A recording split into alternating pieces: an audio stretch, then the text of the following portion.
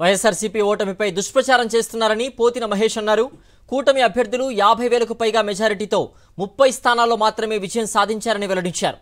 నాయకుల మధ్య సమన్వయ లోపం వల్లే వైఎస్ఆర్సీపీ అధికారం కోల్పోయిందన్నారు పోతిన మహేష్. కేవలం కూటమికి వైసీపీ పార్టీకి మధ్య వ్యత్యాసం, ప్రభుత్వ ఏర్పాటుకి వ్యత్యాసం కేవలం 10 లక్షల ఓట్లు మాత్రమే. కానీ దీన్ని భూతద్దంలో చూపించి విష ప్రచారం చేయాలని చూస్తూ ఉన్నారు. ఈ కుట్రలు ఎక్కువ రోజులు కొనసాగమని కూడా తెలియజేస్తా ఉన్నారు. ఓటమి చెంది నిరాశలో ఉన్నటువంటి క్యాడర్కి, అదేవిధంగా మరొక మారు ముఖ్యమంత్రి అవుతాడని ఆశించినటువంటి ప్రజలకి అండగా నిలవాల్సినటువంటి తరుణం. నాయకులు ఈ విషయాన్ని గ్రహించాలి. కార్యకర్తలకి, ప్రజలకి అండగా నిలవాలి. కార్యకర్తలకు అండగా నిలవాలి.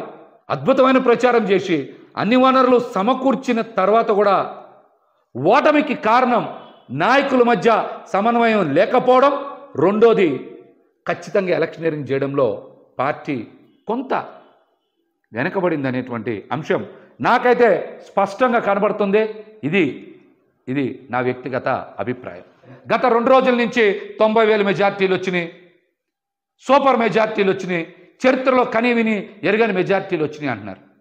80,000 నుంచి 90,000 మెజార్టీ వచ్చింది ముగ్గురికే కదా.